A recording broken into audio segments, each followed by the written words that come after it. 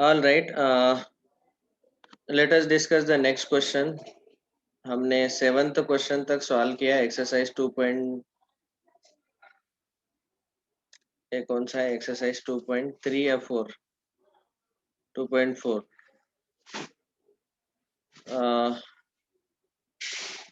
Okay, next doubt is 7th के बाद है question number 9.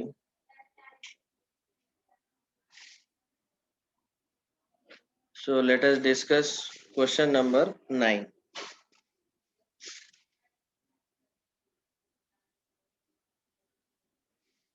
A grandfather is 10 times older than his granddaughter. मराठीत एकदम सांगायचं झालं तर आजोबा हे नातीपेक्षा 10 पटीने म्हातारे आहेत. Marathi language is very nice. He is also 54 years older than her. Then find their present ages. So दो कंडीशन दिए हैं हमें ग्रैंडफादर और ग्रैंडडॉटर के एज का, और उनके दोनों के प्रेजेंट एज हमें फाइंड करने हैं. So now we will assume let granddaughter's as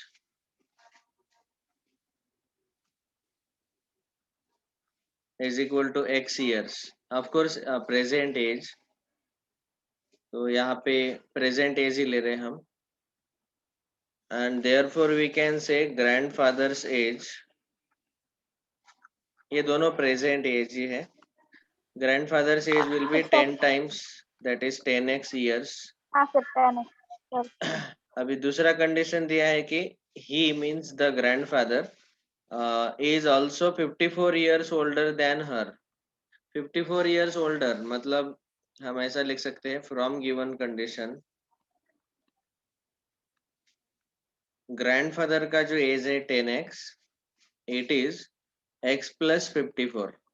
जो ग्रैंड डॉटर है उससे वो 54 ईयर से बड़े हैं. सो ग्रैंड डॉटर के एज में 54 ऐड करो तो ग्रैंडफादर का एज मिल जाएगा. So we will get 10x minus x equal to 54, 9x equal to 54, x is equal to 6. तो ग्रैंडडॉटर का एज आएगा 6 years and ग्रँडफादर का एज आएगा 6 into 10, 60 years. तर आजोबा 60 वर्षाचे आहेत आणि त्यांची नात 6 वर्षाची आहे.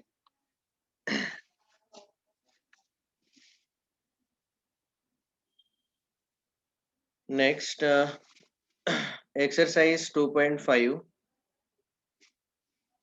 2.5 में कोई डाउट है क्या?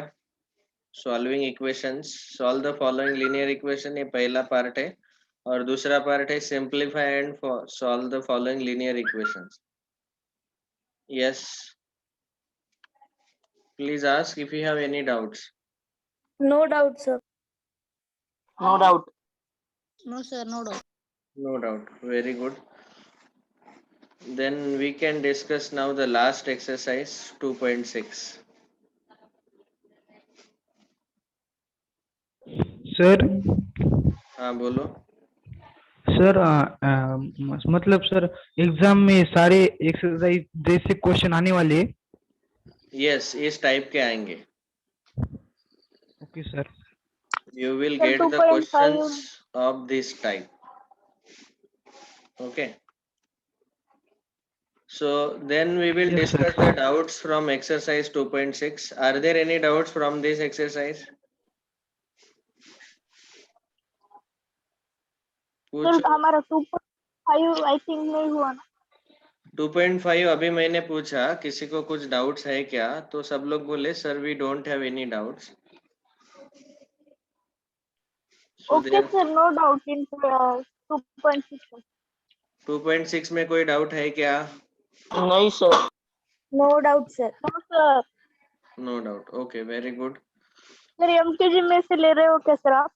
हाँ, now I will start discussing questions from MTG book. 6th वाला लोन है. Can I ask one? हाँ, फिर से बोलो. तो 6th वन 2.6 का. ठीक है, 2.6 का 6th क्वेश्चन ले लेते हैं. Sixth question is the ages of Hari and Harry. इसके नाम भी बहुत सही है. Hari and Harry are in the ratio 5:7. इन दोनों के एजेस 5:7 हैं.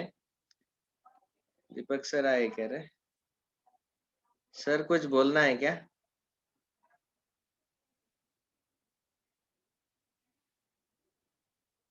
No sir.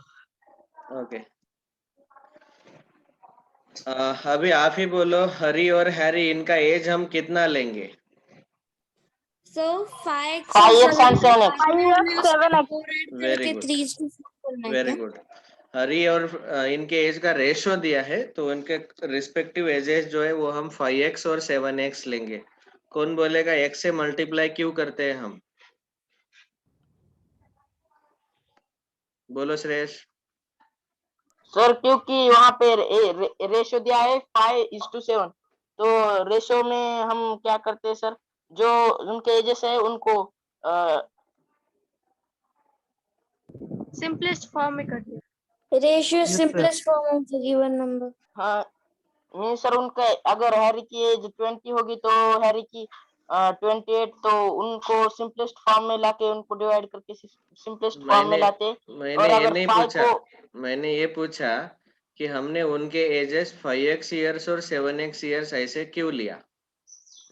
हाँ सर बोलो क्योंकि बोलो. दोनों को x से ही मल्टीप्लाई करना पड़ेगा, क्योंकि क्यों? अगर x से मल्टीप्लाई करेंगे Yes, तो sir. उनकी असली एज आएगी सर, क्योंकि Unknown सिंपलेस्ट value है फॉर्म ना है. sir, और हमें इसलिए. अगर सिंपलेस्ट फॉर्म है और हमें अगर इक्विवेलेंट फॉर्म में लाना पड़ेगा तो उनको x से सेम नंबर से मल्टीप्लाई करना पड़ेगा. गोविंद मुड़े बोलो. Very good.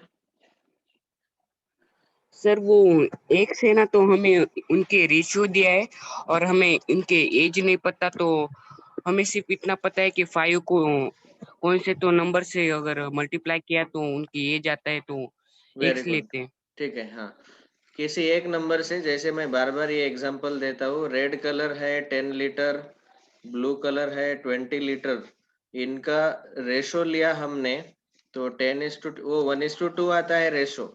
लेकिन ओरिजिनल वैल्यूज फाइंड आउट करने के लिए इसको 1 को हमें 10 से मल्टीप्लाई करना पड़ेगा और 2 को भी 10 से. तो यहाँ पे भी हमें उनके एज का रेशो दिया है 5:7, but original values find out करने के लिए हमें किसी एक नंबर से मल्टीप्लाई करना पड़ेगा. किससे मल्टीप्लाई करना है वो हमें पता नहीं है, इसीलिए हमने क्या किया, उसको x लिया. ओके. सो 5x और 7x will be there present ages. Now condition क्या दिया है, इससे इक्वेशन बनेगा और उस इक्वेशन को हमें सॉल्व करना है. 4 years from now, मतलब 4 साल के बाद, the ratio of their ages will be 3:4. So we can write here after 4 years. After 4 years, first of all we can say Hari's age. हरी का आज का एज है 5x, तो उसका 4 साल के बाद एज होगा 5x + 4 years. बाद में Harry's age will be equal to 7x + 4 years. ठीक है. अभी फ्रॉम गिवन कंडीशन से जो इक्वेशन बनेगा, कौन बोलेगा क्या आएगा इक्वेशन? बोलो. 5x plus 4 upon 7x plus. Sir क्या ना, वेरी गुड. सर क्या ना, 5x + 4 upon 7x + 4 is equal to 3/4. 4 साल के बाद उनका जो एज है उसका रेशो ले लो, वो रेशो हमें 3:4 दिया है. बस इस इक्वेशन को अभी हमें सॉल्व करना है. How will you solve? Which method? Cross multiplication. Cross multiplication. Cross multiplication. Very good. 5x + 4 into 4 is equal to 7x + 4 into 3. 4 से मल्टीप्लाई करो, 20x + 16 equals to 7 3s are 21x + 4 3s are 12. x वाले term हम right में shift करेंगे. सो 21x - 20x, तो 20x को transpose किया, वैसे ही 12 को ट्रांसपोज करो, 16 - 12. अभी आपको राइट हैंड साइड में मिलेगा x is equal to 16 - 12 4. 4. ठीक है. तो ये x का वैल्यू हमें मिल गया 4. Now final answer? 5 into 4. Therefore Hari का एज है, मैं यहीं पे लिख लेता हूँ, हरि का एज आएगा 5x, 5x मतलब 5 into 4 20 years, एंड हैरी का एज 7 into 4 28 years. आप इसको अभी कंपेयर भी कर सकते हैं। हमारा हमने इन्होंने क्या बोला है कि 4 साल के बाद इन दोनों के एज का जो रेशो है क्रॉस चेक करके देखो, ये क्रॉस चेक करने से आपका आंसर 100% करेक्ट है कि नहीं ये क्लियर हो जाता है। तो 4 साल के बाद इसका एज आएगा 24 हरी का, और हैरी का आएगा 28 + 4 32। इसका रेशो 3/4 आता है क्या चेक करो। तो आपको पता है 8 3 24, Yes, sir, 8 आता 4 है. 3/4 आ रहा है, मतलब हमारा आंसर 100% करेक्ट है। तो ये क्रॉस चेक करके हमेशा देखने का। और एक्चुअली स्पीकिंग ये ऑब्जेक्टिव क्वेश्चन अगर है तो बस आपको ऐसे ही करना है। You can directly cross check in the option. Option में आपको दिया रहेगा, समझो ऑप्शन ए दिया रहेगा 20,28, ऑप्शन बी 30,38, ऐसे दिया रहेगा। तो उनके एज का रेशो 5:7 आना चाहिए। तो रेशो 5:7 आता है क्या चेक करो, 20:28। ये जो इसको अगर हमने सिंप्लीफाई किया तो 4 5 जा 4 7 जा, तो 5:7 आ रहा है। और दूसरा कंडीशन है कि 4 ऐड करने के बाद, दोनों में 4 ऐड करने के बाद रेशो 3:4 भी आ रहा है, मतलब यही ऑप्शन हमारा करेक्ट रहेगा।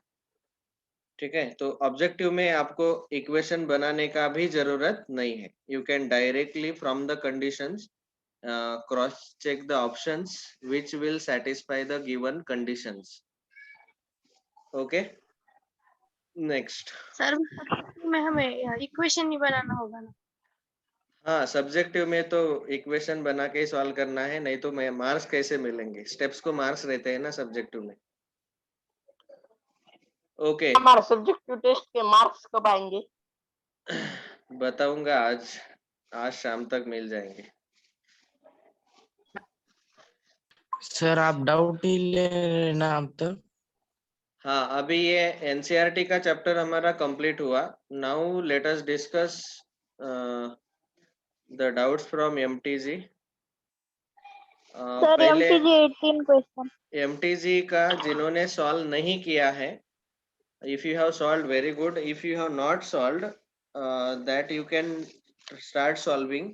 और by Wednesday अभी एक्सरसाइज जो है हमारा लेवल 1 उसमें 35 क्वेश्चंस है और लेवल 2 में 15 क्वेश्चन है। तो टोटल 50 क्वेश्चन जो है ये आपको बाय वेडनेसडे तक कंप्लीट करना है, क्योंकि हमारा पहला लेक्चर वेडनेसडे को ही रहता है।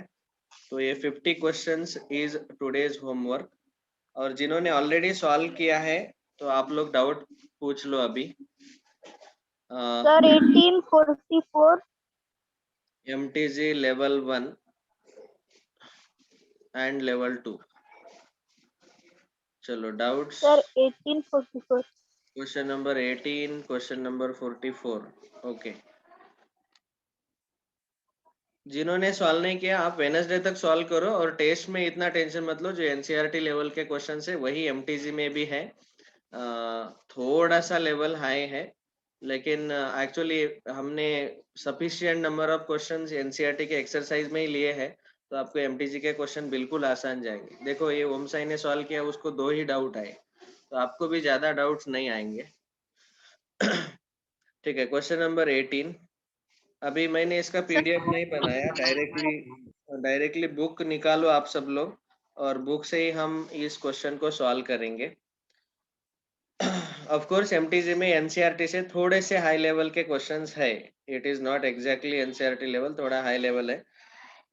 सॉल्व फॉर एक्स हमें बताया है 6x² + 13x - 4 upon 2x + 5 is equal to 12x² + 5x - 2 upon 4x + 3। ठीक है, एक क्वेश्चन है, हमें पूछा गया, बताया गया सॉल्व फॉर एक्स। सब लोग एमटीजी बुक निकाल के रखो सामने, क्वेश्चन 18 चल रहा है। ऑप्शन दिए है 3 2 1 4। तो x का वैल्यू 3 2 1 4 में से कौन सा है?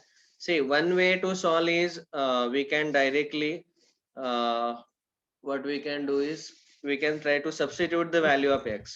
फ्रॉम द ऑप्शन, सर हम लेफ्ट हैंड इसको साइड में क्रॉस सब्स्टिट्यूट मल्टीप्लिकेशन करो, नहीं कर सकते? राइट में सब्स्टिट्यूट करो, जिस x के वैल्यू के लिए दोनों RHS और RHS इक्वल आते हैं वो आंसर रहेगा। लेकिन यहाँ पे सब्स्टिट्यूट करके देखेंगे तो बहुत बड़ा लेंथी कैलकुलेशन आएगा। Okay, so better you can solve solving से, लेकिन अच्छा है, मैं बोल रहा हूँ कि सब्स्टिट्यूशन अच्छा है, उससे थोड़ा फास्ट आंसर मिल जाएगा। अभी फिलहाल इस क्वेश्चन को सॉल्व करने के लिए हमें करना है cross multiplication. We have to do cross multiplication. 6x square plus 13x minus 4 multiplied by 4x plus 3 is equal to 12x square plus 5x minus 2 multiplied by 2x plus 5। ठीक है, ये सॉल्व करेंगे, सिंप्लीफाई करेंगे। आपको डरना नहीं है, x square वाले एक्स क्यूब वाले जो भी टर्म्स क्रिएट होंगे वो सारे कैंसिल हो जाएंगे और ये linear equation in one variable ही बचेगा। ऐसा ही वो उन्होंने एडजस्टमेंट करके दिया रहता है। अभी जब मैं क्वाड्रेटिक इक्वेशन ये चैप्टर आपको पढ़ाऊंगा तो ये वाले क्वेश्चन आपको और आसान लगेंगे, क्योंकि ये जो दोनों क्वाड्रेटिक पॉलिनोमियल्स है न्यूमरेटर में, इनको हम फैक्टराइज भी कर सकते हैं। इफ वी फैक्टर, ये फैक्टराइजेशन जो है वो क्वाड्रेटिक इक्वेशन चैप्टर में आगे हम पढ़ने वाले हैं। तो फिर उस डिग्री 2 वाले जो क्वाड्रेटिक इक्वेशंस है तो उनको फैक्टराइजेशन आपको अगर पता है तो ये और आसान हो जाएगा क्वेश्चन। अभी फिलहाल हमने क्वाड्रेटिक नहीं पढ़ा है तो इसलिए डायरेक्टली ऐसे मल्टीप्लिकेशन ही लेने वाले हैं। Now when we are multiplying, we will multiply each and every term to the second bracket। 6x square into 4x plus 3 plus 13x into 4x plus 3 minus 4 into 4x plus 3, 12x square into 2x plus 5 plus 5x into 2x plus 5 minus 2 into 2x plus 5। Okay, अभी multiply करो, 6 4 जा 24, x square into x का cube आएगा power 3, 6x square into 3, 6 3 जा 18x square plus 13 4 जा 52, x into x square plus 13x into 3, 13 3 जा 39 into x minus 4 Sir, into there is 52. Yes, sorry 52, sir, 52 square. X square. 52 लिखना है, मैंने 5 लिखा। 52x square 39x minus 4 4 जा 16x minus 4 into 3 minus 12 is equal to 12 2 जा 24 x square into x cube 12 into 5 60 x square 5x into 2x 10 x into x square 5 5 जा 25x minus 2 2 जा 4x minus 2 into 5 minus 10। अभी देखो x cube वाले दोनों term है 24x cube 24x cube, दोनों side है वो सीधे कैंसिल हो जाएंगे। We can say subtract 24x cube on both side, they will get cancel. 18x square और 52x स्क्वायर इन दोनों का एडिशन आएगा 70x स्क्वायर, और 60x स्क्वायर और 10x स्क्वायर इन दोनों का एडिशन भी आएगा 70x स्क्वायर। मतलब x स्क्वायर के भी दोनों टर्म स्ट्रेट कैंसिल हो जाएंगे क्योंकि दोनों साइड 70x स्क्वायर है। Okay, now only linear part is remaining. यहाँ पे 39x minus 16x minus 12 is equal to, अभी आसान हो गया क्वेश्चन, अभी बचा हुआ तो आप सॉल्व कर सकते हैं। 39 Yes, sir. Now we can, sir. सारे x वाले लेफ्ट साइड ले लो, ठीक है, आंसर निकाल ही लेते हैं। 39x minus 16x minus 25x plus 4x, x वाले सारे टर्म लेफ्ट में ट्रांसपोज किए और ये माइनस 10 प्लस 12 ये आएगा प्लस 2। इसका कैलकुलेशन कितना आता है वो देखो, ये आएगा 39 प्लस 4 43x और 16 प्लस 25 41, 43 माइनस 41 2x आएगा, x का वैल्यू 1 बराबर है ना। Yes, sir. ओके, x का वैल्यू 1 है। अभी मतलब ये सारे स्टेप्स करने में आप समझ पा रहे कि हमें 3-4 मिनट लग जाएंगे, तो इसीलिए मैं बोल रहा था कि हमारे पास ऑप्शंस ऑलरेडी अवेलेबल है, उसमें से एक ऑप्शन 1 भी रहेगा, x का वैल्यू 1, तो 1 अगर आप सबसे ऑप्शन सी है 1, तो ये जो है ये आप सब्स्टिट्यूट करके देखो एलएचएस में कुछ तो आंसर आएगा, आरएचएस में सब्स्टिट्यूट करके देखो कुछ आंसर आएगा और दोनों आंसर इक्वल रहेंगे. That way also you may solve. But if your calculation is very fast, then you can solve this in 2 minutes. इतना भी difficult नहीं है. Next, question number 44.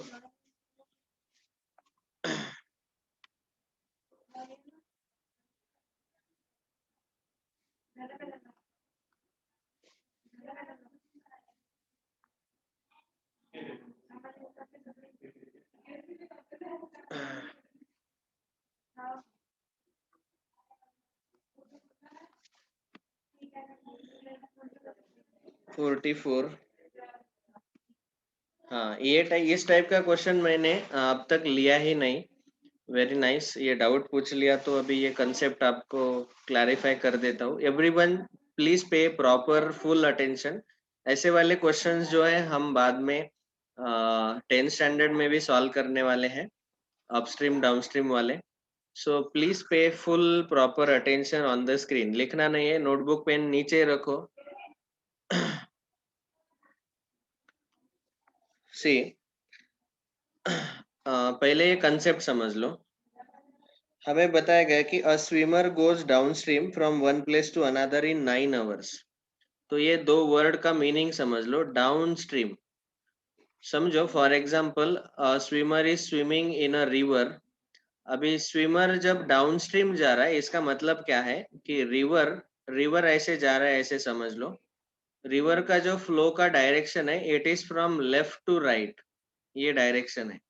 और इसी डायरेक्शन में जो स्विमर है, स्विमर भी, यस बोलता हूं मैं, swimmer is also going from left to right. तो इसको हम बोलते हैं गोइंग डाउनस्ट्रीम. डाउनस्ट्रीम इन मराठीमध्ये त्याला आपण म्हणतो नदीचा प्रवाह ज्या दिशेने आहे त्याच दिशेने तो स्विमिंग करत आहे. ठीक आहे.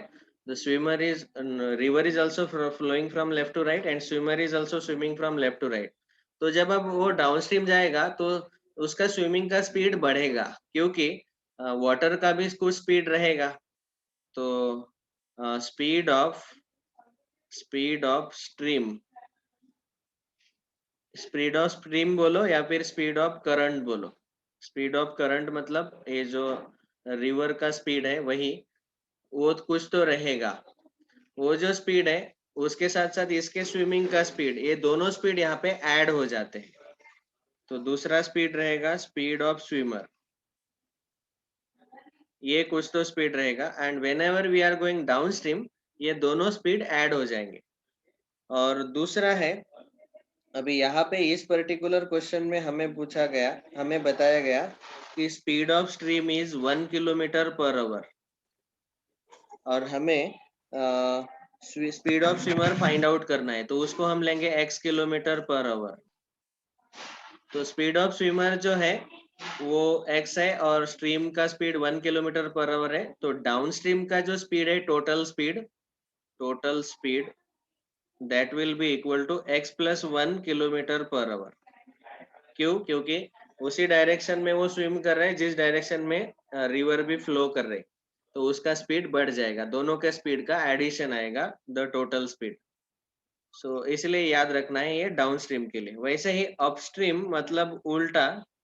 अपस्ट्रीम का मीनिंग रहता है कि the swimmer is swimming against the flow of the river. तो रिवर समझो ऐसे फिर से लेफ्ट टू राइट फ्लो हो रहे, लेकिन ये जो स्विमर है ये अपोजिट डायरेक्शन में स्विम कर रहा है. तो यहाँ पे जो स्ट्रीम का स्पीड है वो फिर से उतना ही रहेगा, 1 किलोमीटर पर आवर. और स्पीड ऑफ स्विमर भी है, स्विमर का भी स्पीड उतना ही रहेगा, x किलोमीटर पर आवर.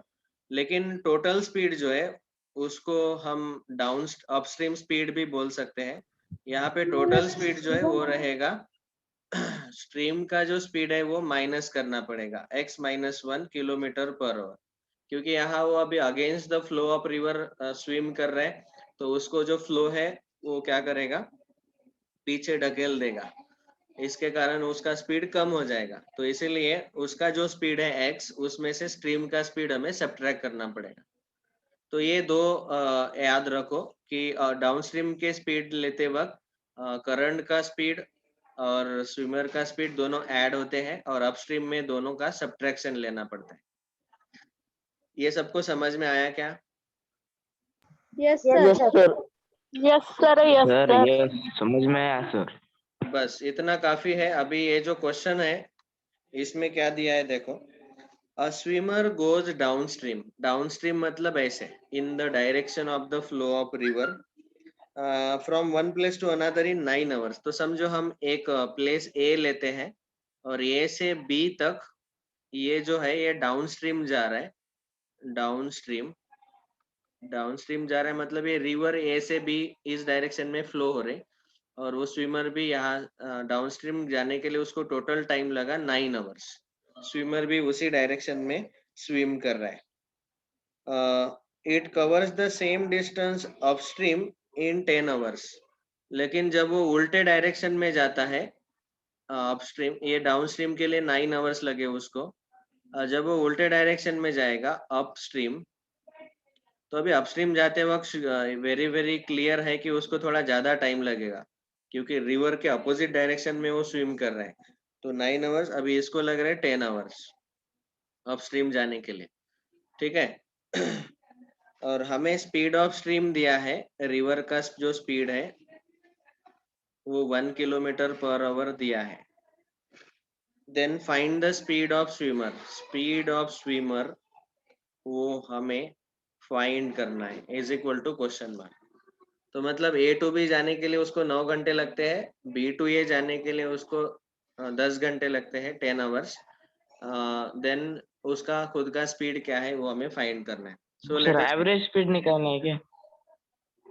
नहीं, स्पीड ऑफ द स्विमर, जो खुद वो स्विमिंग कर रहा है उसके स्विमिंग का स्पीड। एवरेज सर स्पीड, ये तो फिजिक्स में जैसा दिख रहा है। हाँ ऑफ कोर्स, यहाँ पे हम एवरेज स्पीड ही बोलते हैं, इंस्टेंटेनियस स्पीड नहीं निकालना है, एवरेज स्पीड ही निकालना है। इंस्टेंटेनियस स्पीड निकालेंगे तो फिर वो अलग अलग आ सकता है, कभी कभी वो थक जाएगा। तो this is in the mathematics, speed means average speed. Okay, solution जो फाइंड आउट करना है उसको हम एक्स अज्यूम करेंगे। Let speed of swimmer is equal to x kilometre per our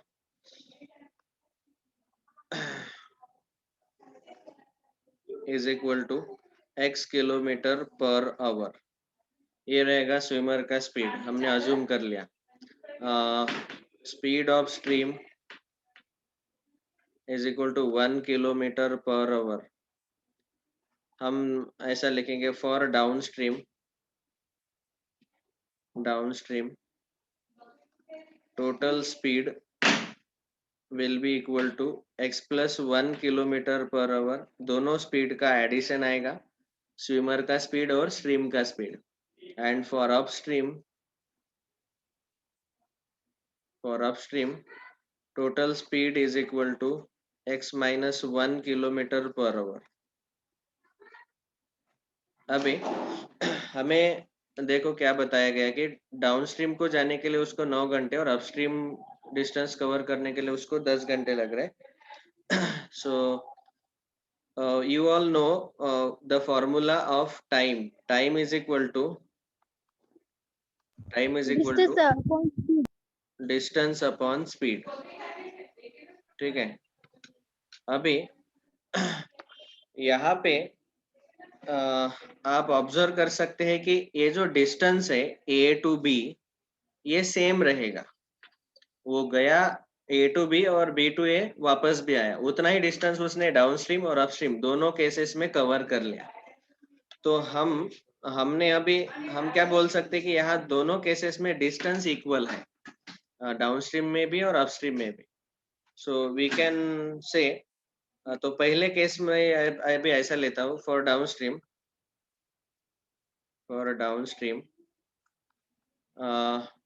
time का we will directly use the formula time is equal to distance upon speed. अभी देखो time लगा 9 आवर्स, डिस्टेंस हम d ही लेंगे और speed अभी अभी हमने बोला डाउनस्ट्रीम के लिए x+1, तो यहाँ पे डिस्टेंस आएगा, डिस्टेंस को मैं d ले रहा हूँ, डिस्टेंस आएगा 9 इंटू x+1, x+1 को लेफ्ट में शिफ्ट करो क्रॉस मल्टीप्लीकेशन, तो आ जाएगा 9x + 9, ये आएगा distance. For upstream again we can use the same formula, time is equal to distance upon speed। Time लगा उसको 10 आवर्स, डिस्टेंस को d ले रहे हम और स्पीड है x-1, x-1 को लेफ्ट में शिफ्ट करो तो वो मल्टीप्लाई होगा, यहाँ पे डिस्टेंस आएगा 10x - 10। अभी हम बोल सकते हैं कि ये जो डिस्टेंस है ये दोनों सेम ही है, क्योंकि the swimmer has covered the same distance A to B। तो हम ऐसा लिखेंगे from given condition directly 9x + 9 is equal to 10x - 10। दोनों डिस्टेंसेस जो है वो A to B ही है ना, बस खाली फर्क इतना है कि एक डिस्टेंस उसने कवर करते वक्त डाउनस्ट्रीम कवर किया इन द डायरेक्शन ऑफ फ्लो और दूसरी बार अपोजिट कवर किया, लेकिन डिस्टेंस ए भी तो फिक्स है, तो दोनों डिस्टेंसेस इक्वल ले लिया हमने। तो पहले डिस्टेंस, दोनों के दोनों डिस्टेंस फाइंड करने के लिए हमने ये यहाँ पे टाइम और स्पीड का प्रोडक्ट लिया। एक्चुअली ये स्पीड को यहाँ लेफ्ट में भी शिफ्ट किया रहता तो भी चलता, that's all right. Now solve 10x - 9x, 9x को राइट में शिफ्ट करो, 9 + 10, तो x is equal to 19। What was x? Speed. of swimmer. Therefore speed of swimmer is equal to x equal to 9 km/h। हम सीधा इसे sir हम सीधा इसे सीधा एवरेज स्पीड निकाल के 10 + 9/1 किया तो आंसर भी 19 ही आता है ना। 19 km/h। Yes, you can do like that also। मगर सर सब्जेक्टिव टेस्ट में लिए तो हमें ऐसा लिखना जब पड़ेगा। इसको आप सब्जेक्टिव में Linear सॉल्व equation। करेंगे, सब्जेक्टिव में जब आप सॉल्व करेंगे ये सब कुछ ऐसा लिखना है, ओके। लेकिन ऑब्जेक्टिव के लिए जब आप सॉल्व करते हो तो एकदम रफ वर्क में दिखाता हूँ कितना आएगा सर आप। वो मैंने अभी ऑब्जेक्टिव आपने सिर्फ इतना बताया ना कि अपस्ट्रीम और डाउनस्ट्रीम के लिए माइनस और प्लस, मैंने ऑप्शन में देखा और सर 2 सेकंड में आंसर भी आ गया। हाँ वही से ही करना है। आप इक्वेशन सॉल्व करना है तो दोनों केस में डिस्टेंस सेम रहेगा, distance is time into speed. तो डाउन स्ट्रीम के लिए डिस्टेंस आएगा टाइम इनटू स्पीड, टाइम है 9 और स्पीड रहेगा x+1। और अपस्ट्रीम के लिए डिस्टेंस आएगा टाइम इनटू स्पीड, टाइम है 10 और स्पीड है x-1, और ये दोनों हमें इक्वल लेने हैं, दैट इज 9x + 9 और 10x - 10, ये दोनों को इक्वल ले लो। इतना रफ वर्क आना चाहिए आपका मैक्सिमम जब आप ऑब्जेक्टिव के लिए सॉल्व कर रहे हैं, दैट्स ऑल। इक्वेशन को सॉल्व करके आपको x का वैल्यू 19 मिल जाएगा। ये ऐसे आप ऑब्जेक्टिव के लिए सॉल्व करेंगे, लेकिन एक अच्छे से तभी समझ में आता है जब मैं स्टेप बाय स्टेप लिख के बताता हूँ। तो अभी ये शॉर्टकट का आपको समझ में आ गया होगा कि अपस्ट्रीम के लिए डिस्टेंस, डाउनस्ट्रीम के लिए डिस्टेंस। समझ में आया सबको? Yes, sir. हाँ सर। ठीक है, और कोई डाउट है क्या?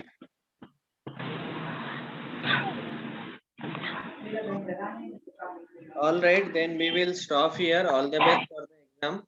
Prepare nicely. Yes thank you sir bye. Thank you all. Sir Bye. आपकी सर फोटोज भेजो सर। सर हाँ, फोटोज हाँ, भेजो सर स्क्रीनशॉट। यस, स्क्रीनशॉट नहीं लिया तो कोई प्रॉब्लम नहीं, मैं फोटोज भेज दूंगा तुरंत। Thank you sir. Bye sir. Bye bye sir recording भी भेजो, वीडियो रिकॉर्डिंग। कौन बोला?